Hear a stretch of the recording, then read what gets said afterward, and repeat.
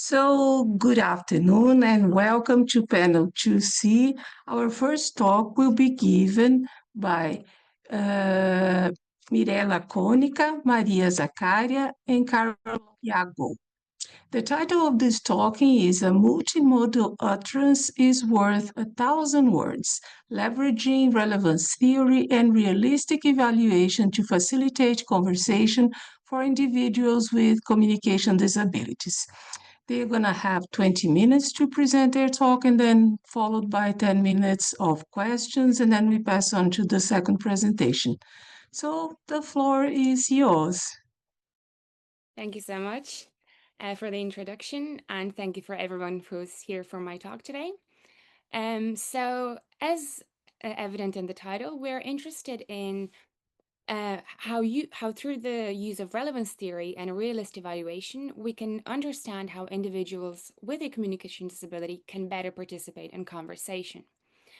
And as the title suggests, we're primarily interested in multimodal communication, so speech that extends beyond spoken word or verbosity.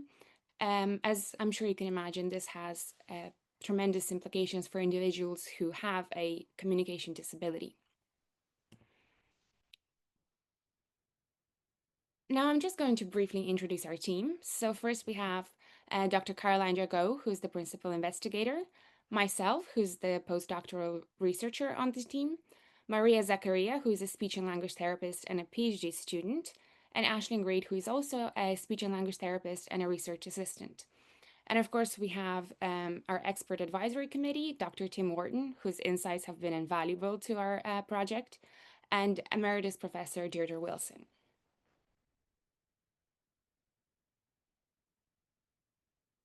So as I mentioned, we are interested in understanding how individuals with a communication disability can better communicate. Now, what is a communication disability? Well, it's understood as an interaction between the specific impairment of the disability and the condition in the environment which create barriers.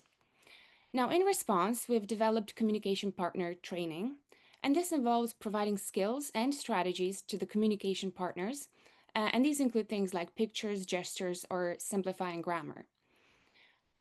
The issue is, however, that these interventions are weakened by the lack of pragmatic theory, and by the fact that pragmatic theory has largely been developed without specific consideration of the communication disability itself, and is therefore not easily applied. And in addition, these interventions, although they do focus on the typically communicating partner, they have developed in silos based on the characteristic of the communication impairment.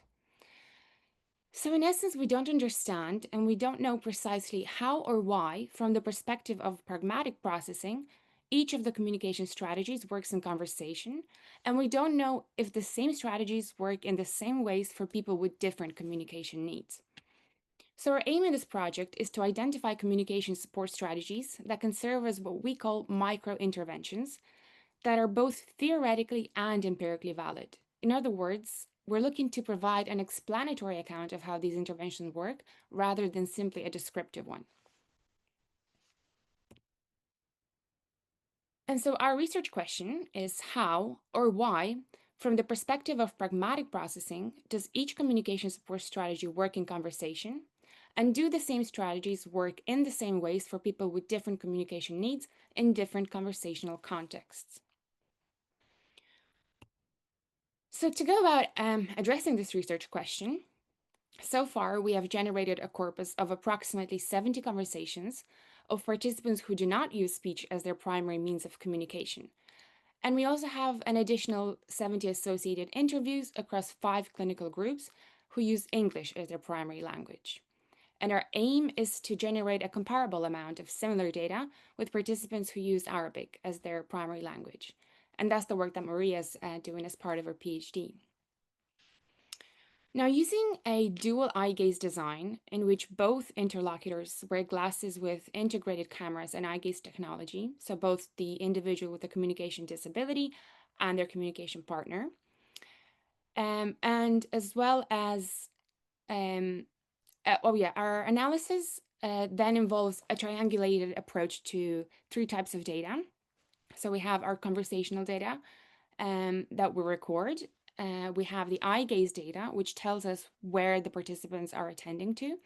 And then we also have insights from the participants themselves, telling us about their assumptions, intentions, and perceptions of the effort required in conversation. Now, in order to analyze this data, we are using a program called ELAN, and we're analyzing it along 4 streams.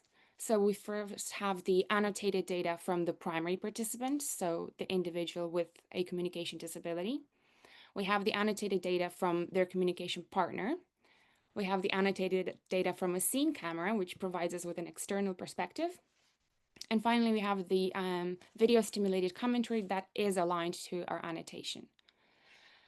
And this resulted in approximately 1,000 data points of critical moments in which participants use a strategy, which either results in understanding or in misunderstanding.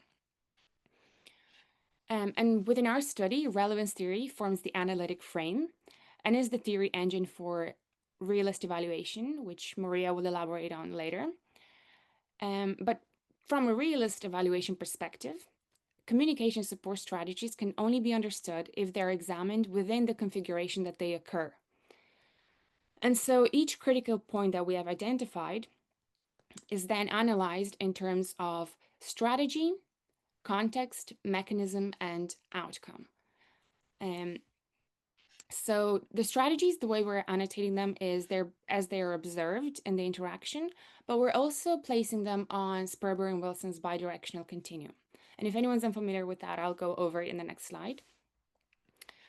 Context includes participant report, for instance, their gender, their familiarity with the conversational partner, the clinical group they belong to, as well as anything that we can observe in the interaction that might bear influence on the conversation. Mechanisms are theorized based on existing literature and within the tenets of relevance theory, and then they're iteratively refined based on the observations from empirical data. And finally, the outcome is inferred based on participant response and behavior.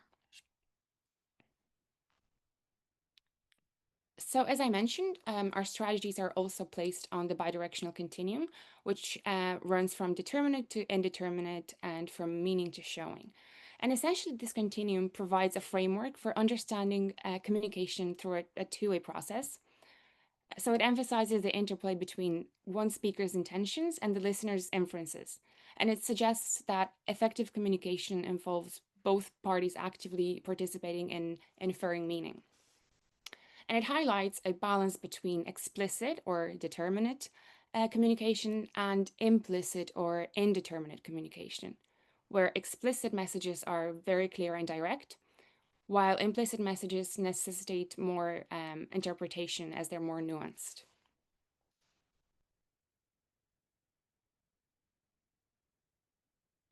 Now, our mechanisms, as I said, are in accordance with relevance theory, and they have been theorized and iteratively refined as we go through the data. And so we have the first set of mechanisms, which are theorized to reduce effort for the hearer through processes like directing focus to specific encyclopedic information or schema, and therefore limiting the class of potential contexts, by capitalizing on increased accessibility of high-frequency words, reducing working memory load, and one that we see a lot is glossing to provide an opportunity for verification.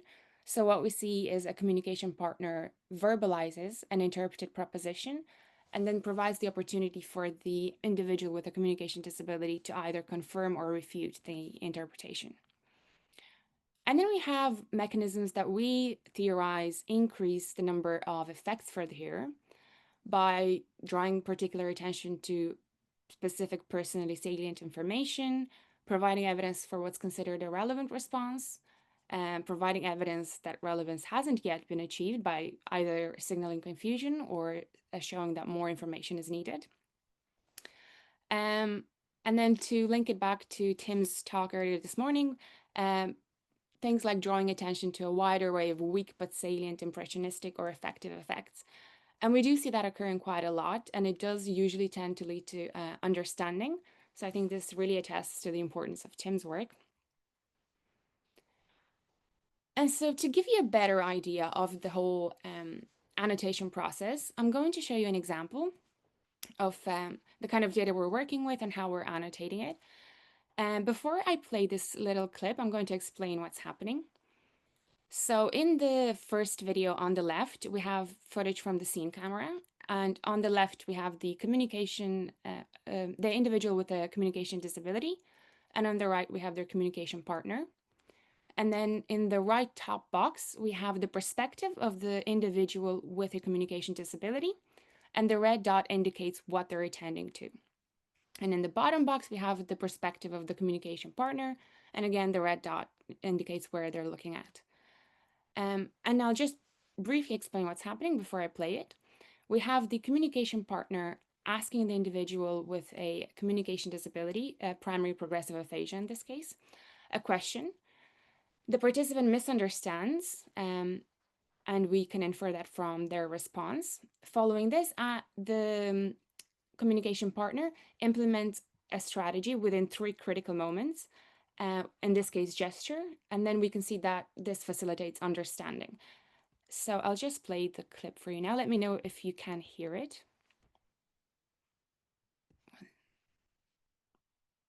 So you have some difficulty seeing, even when you're wearing your glasses. Is it sometimes a bit blurry, or is it okay?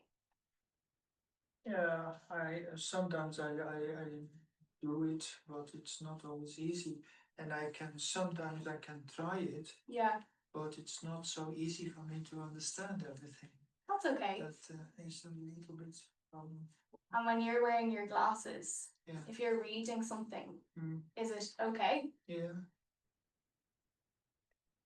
So we can see that initially he provides a response that doesn't correspond to the question, but then Aisling, the communication partner, oh, and here we have a little screenshot from Elan where we're annotating the data. So in the first tier, we have the transcript and the critical moment of the communication partner. In the second tier, we have the transcript of the participant.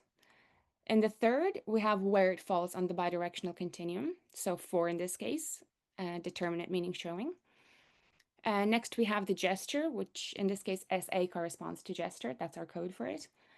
We then have a little description of the gesture underneath, followed by the mechanism, and followed by the outcome. So here we see that the gesture is pointing to the glasses. She then says, if you're reading something, opens and closes palms as if opening a book. And this time the mechanism stays the same, but it falls on 5 on the bidirectional continuum because it's less determinate. And then she says, is it okay holding 2 thumbs up? Again, gesture, 4 on the bidirectional continuum, and the mechanism is now M2C, showing evidence for what would be considered a relevant response. And so each of these individual critical moments are then exported for data analysis. And what we do then is qualitatively analyze them, and we look for what in realist evaluation are called demi-regularities. And these are co-occurrences of specific configurations that we hope to find across clinical groups. And although our data is still very much under analysis, we do have some demi-regularities so far, and I'll show some to you today. So what we found is that if a communication partner verbalizes an interpreted proposition with nonverbal support, such as a gesture, picture, or keyword, in conversation with individuals with communication disabilities, including aphasia, dementia, intellectual disability, cognitive communication disabilities, and AAC users, then this process of glossing provides the hearer with an opportunity for verification, thereby increasing the likelihood of understanding. So we see we have the strategy of verbalizing a proposition. We have the context, in this case, the clinical group they belong to. We have the mechanism, the glossing with the opportunity for verification, and we have the outcome, which in this case is understanding. Another finding that we have is that if a communication partner uses a pre-existing keyword along with a verbal utterance in conversation with individuals with the following communication disabilities, then this reduces reliance on a single modality for the hearer by providing an identical base explicator in another modality, and therefore increases the likelihood of understanding. And then finally, the final one I'll share with you today is if a communication partner uses a pre-existing picture to accompany a verbal utterance in conversation with individuals with these communication disabilities, then this reduces processing effort for the hearer by highlighting a conceptual entry or lexical item and or supporting conceptual adjustment, again, resulting in understanding. And just to note, the majority of our critical moments tend to fall on 4 and 5 on the bidirectional continuum. So determinate meaning showing or semi-determinate meaning showing. Now, that's not to say we don't see other occurrences. We do see a lot of ones which we're not primarily interested in because we're mainly looking at multimodal communication, whereas one is just determinate meaning. We do see some 7s as well, some 6s, but most tend to concentrate around 4s and 5s. So to conclude, in our work at Co-Construct, the present project, we presented a conceptual methodological framework that brings together two theories that are generally underused in speech and language therapy research: realist evaluation and relevance theory. And this theory-driven approach gives us a robust means through which we can hypothesize mechanisms through which the efficiency of communicative support strategies, both within and across conversational contexts, can be better understood and then in turn can be improved. One strength of our work is that we demonstrated empirically how relevance theory is able to serve as the theory engine within our realist evaluation of communication support strategies. But most importantly is that our approach has the potential to generate explanatory accounts of communication support strategies that are both comparable across clinical populations, but most importantly, they're empirically testable. And this in turn poses major implications for individuals who have a communication disability, because our data provides compelling and theoretically sound evidence for the development and implementation of micro-interventions in real time. And these, in turn, we believe have the potential to increase access to communication and to foster continuous participation in conversation for individuals with communication disabilities. And with that, I want to thank you for listening, and I'm happy to answer any questions. Thank you so much for such an interesting thought and so important for developing new treatments. And now I open for questions. You can raise your hand, or if you have technical issues raising your hand, you can just make a movement. I'm looking at you. Tim has the first question. Go ahead. Thank you, Mirella. That was really, really great. And this work is so important, and it's really exciting to see relevance theory being used in this context. So thank you. I've got a few things. One of them is just a point of clarification, and I think it's just something that I don't understand about the realist approach. You said something, it was slide 5, and you said something about something has to be seen within the configuration in which it occurs. Yes. And I'm just not quite sure what that means. Does that mean you have to analyze it in situ in the part of the conversation that it is? What I'm referring to is that we're looking at the strategy within context, mechanism, and outcome, as changing any one of those elements is likely to change. Okay, good. That makes perfect sense. Okay, so moving on to my next point, which is about context. Mm-hmm. Because you mentioned that context was whether the two people know each other, various other things, and then you said, and anything else we can observe. Mm-hmm. That was how you described it. Now, there's a lot more to context, isn't there, than what you can observe? In fact, the whole relevance theory notion of context is based around things you can't observe. You know, mutually manifest assumptions and things like that. I just wondered how, I mean, and this is either for Mirella or Maria or Caroline, how can you dig a little more deeply into that? What else can you use to identify context? Is there anything else you can use? I think Caroline's going to step in by the looks of things. Angelica, sorry. Yes, Caroline, would you like to help with the answer? You go ahead. I'm happy to add to the answer, but Marilla, you might want to start it if you like, and I can pick up then. Yeah, well, one example that comes to mind is an individual who's an AAC user, and himself and his communication partner quickly established that between the two of them was able to blink his eyes for yes. And that really facilitated the conversation between the two of them, rather than him having to point to his board all the time. So that's one way we can identify additional context. Yeah. Another would be, that's in my opinion, Caroline can confirm or not. I'm sure you recognize the individual from the interaction when you were over in Dublin with his wife. Yeah, I did. Yeah. You would want to see this full interaction, I'm sure.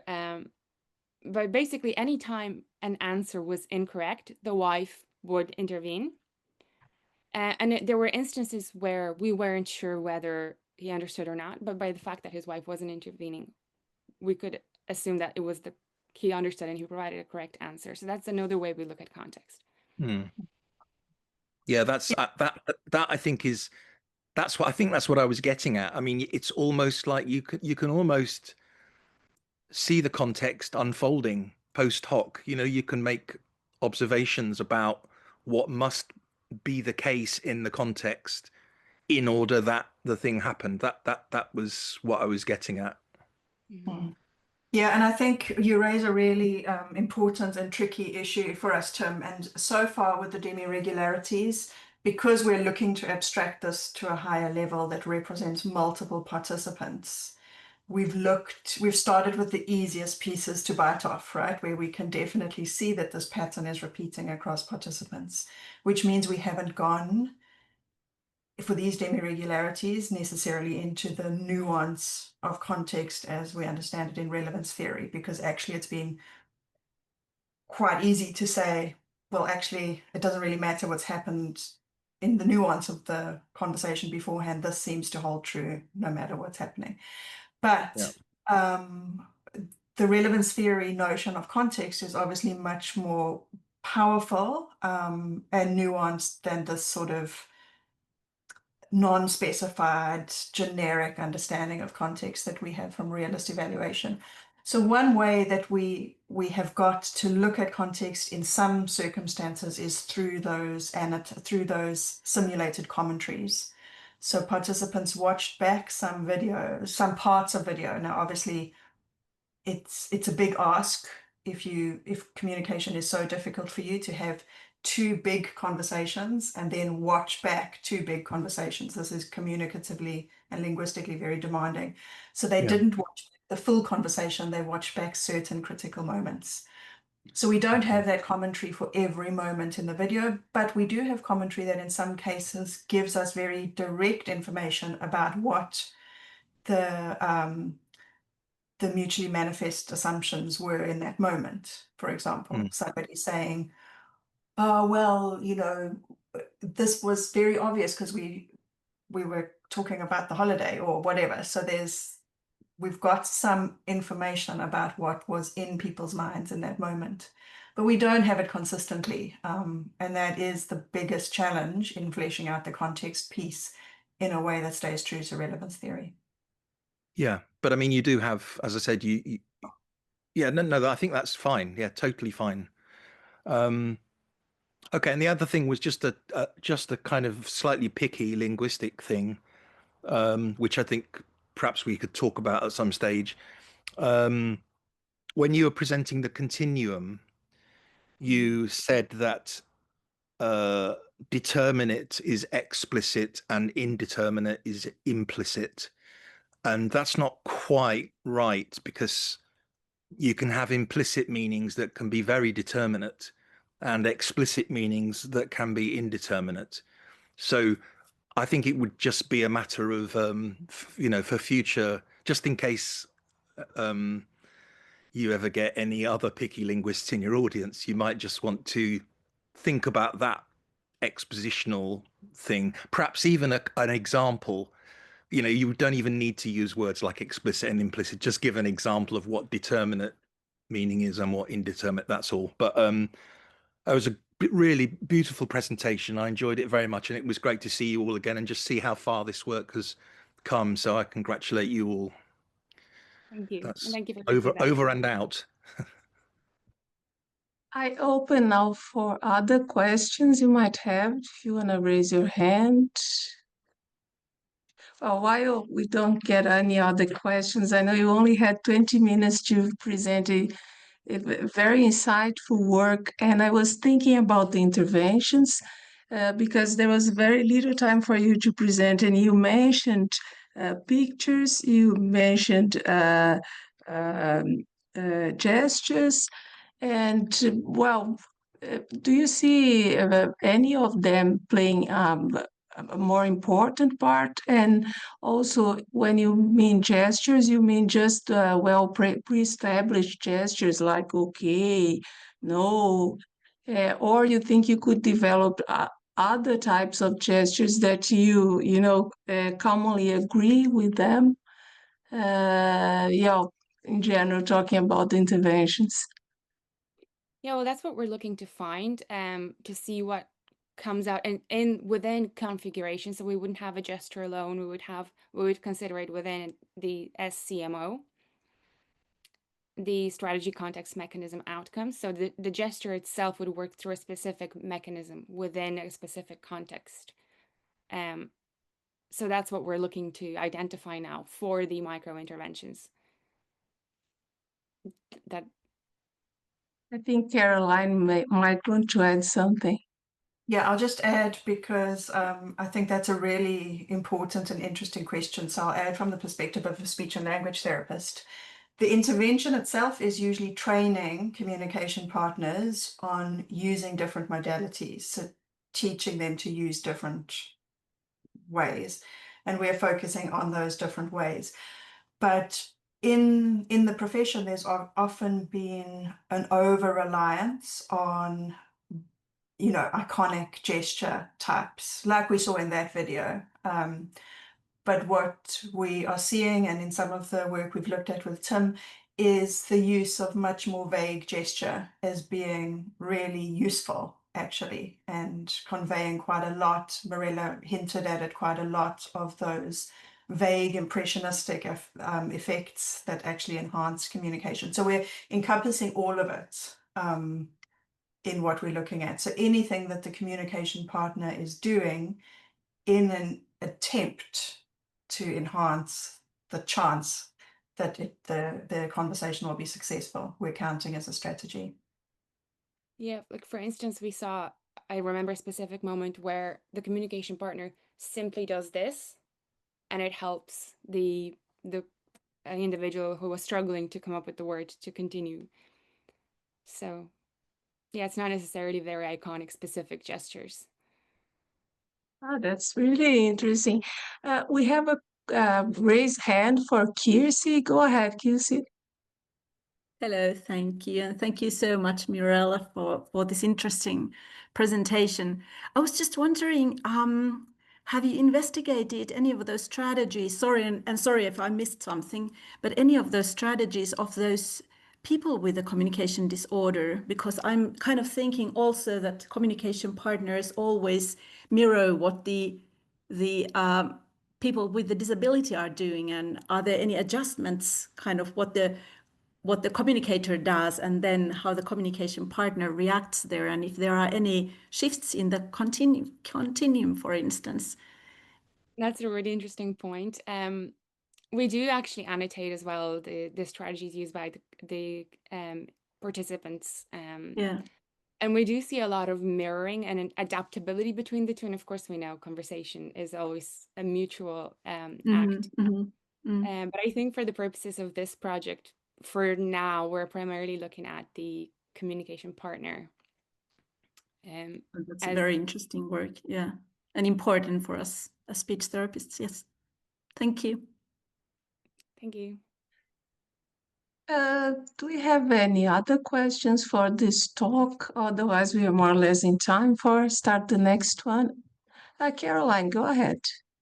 I might just comment on the basis of Kirsty's comment, because we're having to be really disciplined and restrain ourselves from looking too much at what's happening with the communication partner, just because there's so much data and there's never enough time.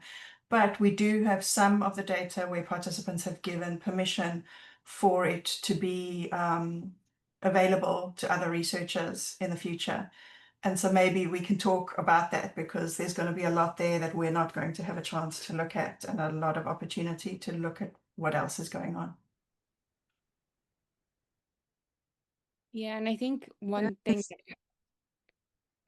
that has recently come up with in our talks with Caroline, and we've made a note and we want to talk about it as well, is this concept of adaptability that we're seeing, where the conversational partner is adapting to the individual with the communication disability, and it seems to work really well. So it's definitely a bi-directional, or transactional rather, process.